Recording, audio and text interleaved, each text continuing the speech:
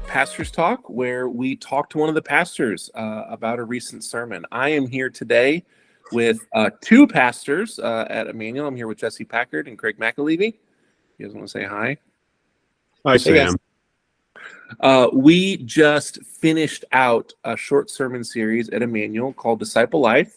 We've been talking about kind of our discipleship process as a church and kind of these three main points of what we're hoping for, praying for, looking for our folk as they pursue Christ. So we talked about growing in your faith, connecting to the family of God, and sharing your faith.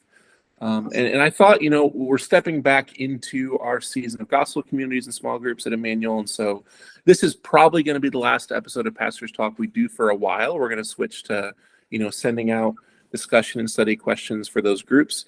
We might do some of these as a sermon comes up that it just seems like we should dig more into. But I think in general, this is probably going to be the last one we do for a good bit. And so I thought it might be good as kind of the last one of the summer to kind of go through and talk about that whole series, right? This is something that's connected to the life of our church and something we as pastors have been considering and praying over for our church body for a while. And so I thought it'd be good to have all three of our pastors who aren't currently on sabbatical come together and chat about it. So 3 sermons. We did 3 weeks in a row. We talked about growing in your faith, connecting to the family of faith, and sharing your faith.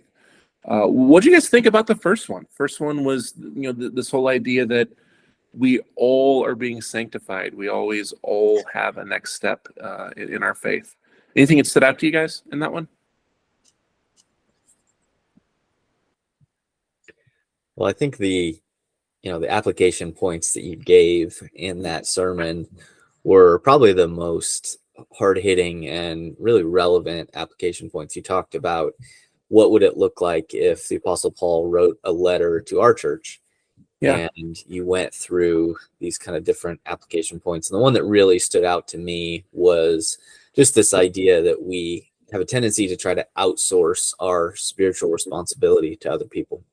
We feel like if we show up at church, or if we, listen to the popular podcast or YouTube sermon, that we can grow from that.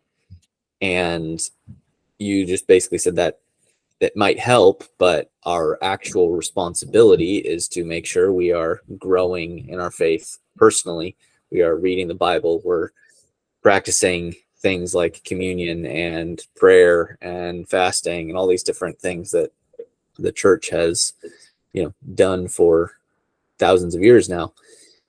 And that was just really hard hitting for me, because it really leads into the rest of the topics, into share that spiritual responsibility we have to personally be growing and to personally be seeking out a deeper relationship with Jesus, and greater holiness really leads to the other 2 topics. In the third sermon, you said that you kind of gave this example of going up a down escalator. Yeah. And you said, kind of that classic example that in your faith, there's no stopping. You're either going up or going down. You're, either moving forward or moving back. I think that was just the perfect example of that you have to be moving forward in order to grow, in order to have an impact on the church, in order to connect with fellow believers, in order to share your faith and have an impact on the kingdom, or you're moving backward. Yeah, there's no stagnation. I think it's such an important thing to consider, because we're practicing our faith at this current moment in church history where we have access to all these amazing resources, right? Like, the internet has made it such that we can grab a hold of all these great YouTube videos and podcasts and books and resources. And there is just such a gift to the church in excellent teaching and good theology and all these things. And it's not that those things are bad, right? Like, finding good, solid Bible teachers who you can read what they've written and receive the benefit of their study and their wisdom to grow in your faith, like, that's such an obviously good thing. And yet we can push that a step further and be like, well, because I've latched on to these 3 good, solid theologians and I listen to all their podcasts and read all their books, I no longer have to do anything else, right? Like, you almost like you ride on their coattails of, like, you don't pay attention to your own practice, your own faith, your own prayer life, your own sins, because you know the right names and you know the right doctrines and those sorts of things. It's such an easy trap to fall into. Yeah. Yeah. Yeah. One of the things, I had to step out in that first sermon to take care of something for a good 20 minutes. And the first thing I heard you say, Sam, when I walked back in was healthy things grow. First thing you said when I walked back in. And that's just such a no-brainer. Yeah. And we just don't apply that to our faith, right? Healthy things grow. And the other thing that you mentioned, I'm sorry, were you going to say something? No, you're good. The other thing you mentioned was that personal growth always translates into corporate growth and unity. There's so much at stake with our personal growth, with regard to our personal growth. It's not just personal. It's so much more than that. It affects so much more. As people of the church, as people of God, we want to see our churches grow. And we often think of numerical growth, and that's not a wrong thinking, right? We want more people to come into the family of God, into our local community, so we can leverage more and more people, resources, both, hands and feet, and monetary assets for the kingdom, but spiritual growth as well. So much is contingent on our own personal growth, rather than us, as church folk, we want to look at others. We want to look at somebody else, the leaders, which isn't wrong to look at leaders, to lead well, to grow the church in maturity and in numbers, not wrong, but it's an every member ministry, right? The priests, believers, we are all culpable for our part in the kingdom, and it's, Jesse, you talked about it in yours, we all have, their hands and feet and thumbs and elbows and all this kind of parts of the body. We all have our purpose, but we all have our own spiritual being that we are responsible for growing, and that contributes to the body and to and ultimately translates in corporate growth of multiple kinds.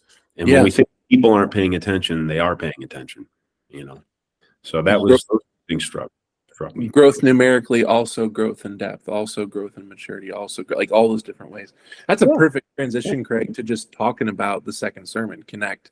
Jesse led us through that. It was excellent. You made me think just now, Craig. I had a discipler in my faith who would say, your faith journey is always personal, but it is never private. Right. Yeah. Like there is something deeply intimate and personal happening between us and Jesus, but we are inherently interconnected to the rest of the church, and there's just no way to separate those things. Your growth, your connection in Christ has an immediate and real impact on the church family as a whole, which I feel like Jesse hit on really well in his sermon. Yeah, one of the things that Jesse said, when I take notes, I usually listen for phrases to write down just because they're memorable. Yeah. And one of the things I wrote down was commitment grows trust. Yes. In last sermon, commitment grows trust. We need to know who we're committed to and who's committed to us. And Jesse kind of briefly spoke, I think it was point number 4 I wrote down, talks about membership. And that reminded me back to what you said, Sam, and we've mentioned it multiple times, but this formula, since we've just relaunched our gospel communities, this formula of community, which is gospel plus safety plus time, equals community, or as Ray Ortlund, who I think coined that equation, that formula, it equals an environment of community where everyone can thrive. Right. Yes. Regardless of where you're going in, where you're coming in. And for me, that the word that pings for me is this word belonging, the sense of belonging. That's what we're all looking for. We're looking for a place to call home, a place that is safe, a place that is full of gospel, saturated in gospel, safe place over a course of time will create this culture where we can thrive in. There's a recent book that's come out on is it the de-churched or the unchurched, one of those two. And there was a brief article about it, and it gave like the top 10 myths about why people are leaving the church, because there's just an exponential exodus from the church over the last few years. And I think the number one reason wasn't because of all these things that they're not getting from the church. The number one reason was belonging. They don't feel like they belong. Yeah. Church. And so as leaders, and this falls on leaders, right? We need to create, and we need to preach and teach and create an environment where people are feeling like they're belonging, like they belong. When people feel like they belong, I think that they're going to be more likely to overlook and give more grace in areas that may be difficult for them to show grace in. That's kind of how I think of it. I think that's perfect, Craig. To me, it brings up this idea. There's a difference between the way we talk about safety and connection and community in the church and the way our larger culture preaches that same ideal. When we say that the church is a safe place for all people to come exactly as they are, we're not saying it's a comfortable place, right? And I feel like that's part of the deal of, well, safety means I'm good. It means I'm not going to be pushed at, poked at, challenged. It means I'm going to be fully and completely just accepted and safe as I am. But the reality is, when we talk about safety in the church, there is a reality that you're going to be challenged. And there is a reality that the people that you're connected with are sinners who are going to mess up and do things that actively don't meet your preferences or actually just hurt you and wound you, right? And so it's not that you're going to be in a comfortable space, but it is like there is this security in it of going, no, we're in this together. We're united by Christ. We have each other's back. We belong here. Right. So not that conflicts and hurts and wounds don't arise, but when they arise, there is this safety of knowing, hey, we're gonna figure this out because we're family, because we're brothers and sisters.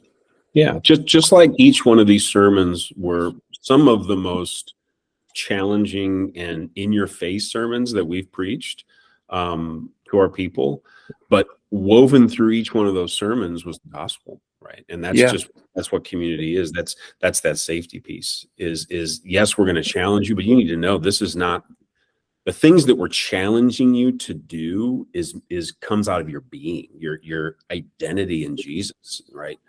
Foundationally, first and foremost. And we preach that every Sunday, and we threaded that, I think, well through this series, because that's foundational, right? It's all based on Christ and what he has done in us and what he wants to do through us as we submit to him.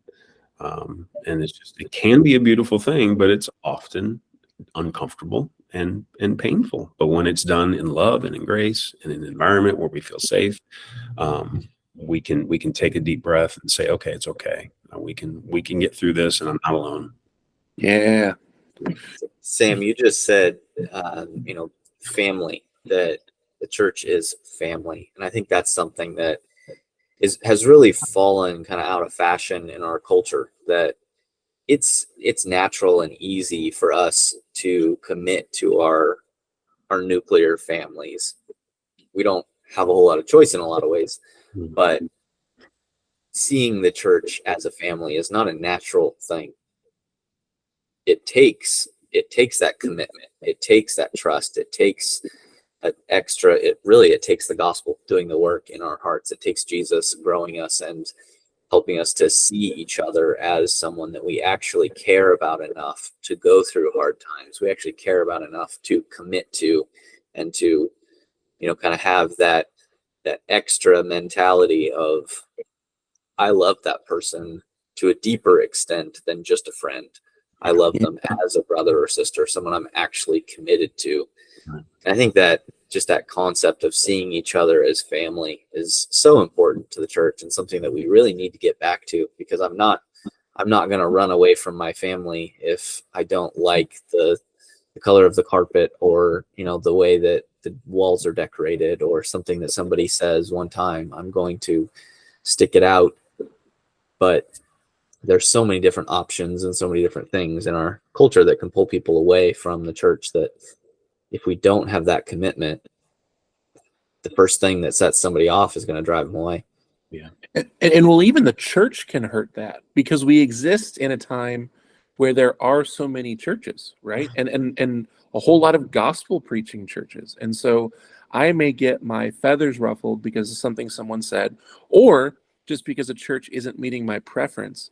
And rather than dealing with the commitment issue or dealing with resolving the conflict, I can just I can go to the gospel preaching church down the street. And again, not that it's wrong or sinful, for someone to go to a new church if the gospel is being preached, but it does, like, it gives me an out for not dealing with some of these difficult and uncomfortable things that familial commitment challenges us on, you know? Right. And that's the piece. Like, I hope anyone watching this doesn't hear us say that it's wrong to ever leave a church. You know, that's not the case at all. But I don't think people really give their churches the benefit of the doubt that they really love them and they really care for them. And was that a cat? Yes. They just don't really believe. And, you know, again, it's a two-way street. You know, it's not to say that people in the church don't hurt people. They do. Pastors hurt people. We do. Sometimes hopefully not intentionally. It's often unintentional, but to give people the benefit of the doubt and to really understand that they're for you. Let's be that, you know, first before we take offense or don't like something and go to the church next door. We're just likely to suppress those feelings and emotions, and, you know, when they come up again, and then we move to another church. That doesn't help you as a believer, doesn't grow you spiritually, and it doesn't please God. And I think that's where the concept of personal growth needs to move us to a desire for the kingdom to grow, for Jesus's church to grow. Because if all we care about is our own personal growth, then the only thing that should matter from a church is what it does for me, how much it grows me. But if we actually see ourselves as a part of something bigger, as a part of Jesus's kingdom, his family, that he has organized into local churches, and that we have a real role in, we are a part of the body, and that body will suffer without us pulling our weight, doing our part, then that gives us a greater motivation to actually commit and tie ourselves in and see each other as important, because we're needed, we're necessary, and where he's placed us in whatever local church we're in. If he moves somebody to a different local church, that's great.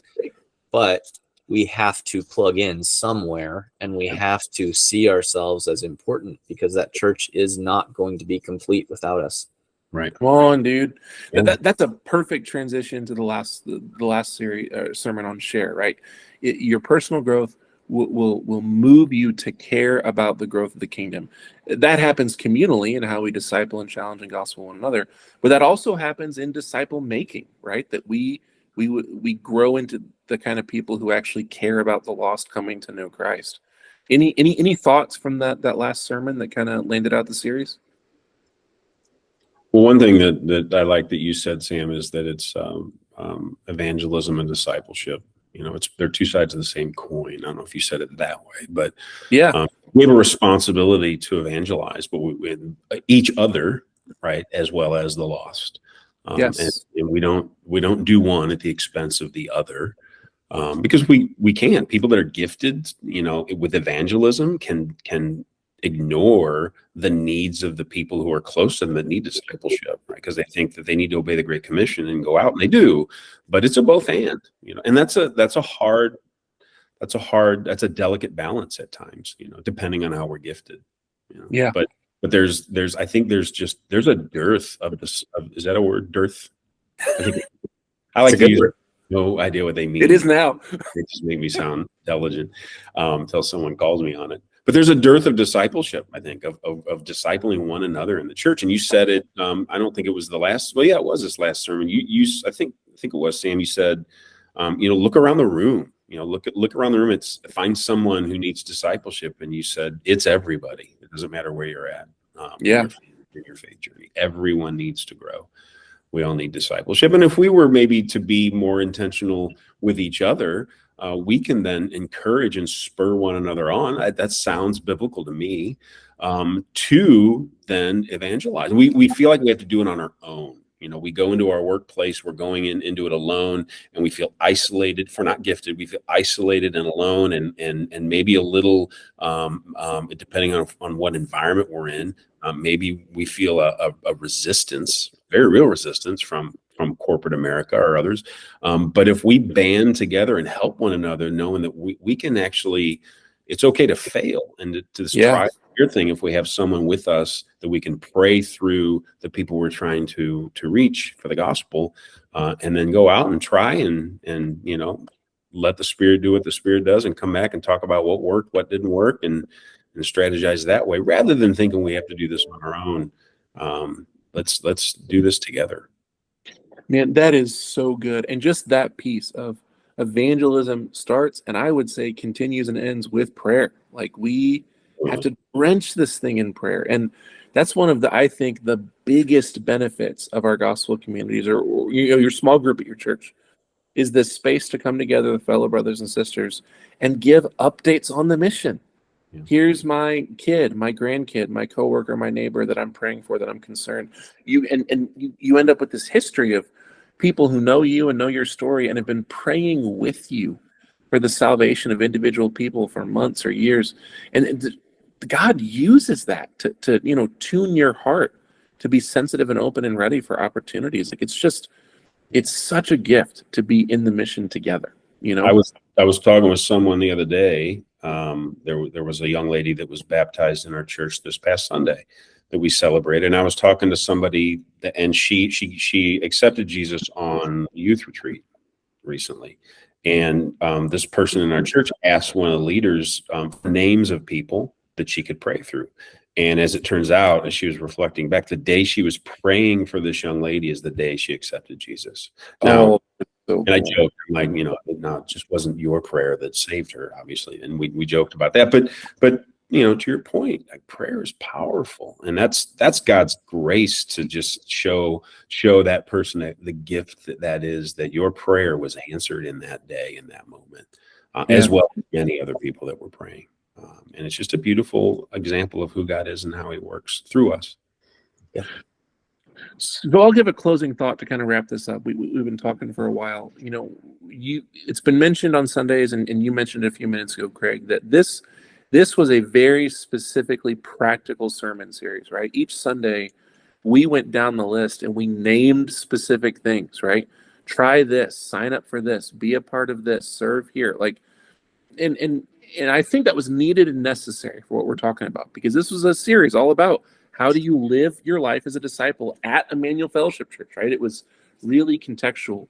But I also recognize that the flip side to that is that it can become this kind of guilt-driven box-checking thing where you walk out of that series and go, wow, I'm really bad at being a Christian because I don't share my faith and I struggle to show up to community regularly, and and we can go down and see all the things we're not doing and just be wrecked with guilt. And so the two thoughts I kind of have to kind of land us out. The first one is the reminder that our discipleship and our maturity do not save us, right? Like you are not hindered in your salvation by your spiritual immaturity. Christ saves you in the gospel as a free gift, and we're all on a journey, and we all have next steps, and we never stop being on a journey and having next steps. But I think the other piece to that is really helpful is to go, man, if you are experiencing real conviction where you go, I'm struggling in this area, I don't share my faith, I go to work and I don't think about Jesus till the next Sunday, right? Or I have a really hard time letting my church in. I kind of do this on my own, and I get in the Bible and I do my Bible study, my quiet time, but I don't want to go sit in someone's living room and spill my guts and share. Like, if you are someone who is struggling, wrestling to take next steps in your faith, and you don't know why, I think the cool invitation is to remember all of this is born out of your walk with Christ. Right. If you're struggling in mission, it's not because you're not an outgoing person or you're an introvert. You need to step back and go, are you finding your joy and satisfaction in Jesus? Is Jesus fulfilling you right now? Because all this is, everything we're talking about is overflow ministry. Right. If you were finding life and joy in Christ, you will find life and joy in his family. You will want to join with him in his work. And I think it's a really good gut check for all of us, like myself included, to just step back and go, hey, rather than feeling guilty for having not shared the gospel with my neighbor across the street, let me step back and go, what's disrupting my satisfaction with Christ that's not making that a natural conversation when I hang out with him, Sam, you say pretty often, and you said it again on Sunday, that we will talk about what we're excited about and what we love. And we see that throughout our lives. If we're excited about the most recent, move our sports team made, we talk about it. Or the flip side, if you hate how terrible the Cardinals are, you talk about it. But we get excited about the things that move us, that, the things that we are spending our time on, that we love. And I think that should be a real check for each of us, that if we are not excited about being with Jesus's people, if we are not excited and talking about Jesus with others, then it probably means that we are not currently experiencing the kind of love and the kind of Jesus pouring into us that causes that overflow of Jesus pouring out of us. Yep. And there are ways and things that we need to think about how we can build that up. Come talk to a pastor, talk to a GC leader, be honest about where you're at, pray about it. I mean, Yes. Prayer is the number one for all of these things. Pray about it. Say, Jesus, I don't know why I don't love you as much right now, but please help me. Yeah. What a cool prayer. I believe, help my unbelief, right? That's absolutely. Yeah. Guys, thank you so much for taking a few minutes to chat with me. Man, this has been a cool series. I'm just excited to see what God does with this in our church family. Indeed. So, well, guys, I guess that's it for Pastors Talk for a while. Thanks for hanging out with us. I'm sure we'll do another one of these eventually. But till then, we'll see you guys later. See you guys.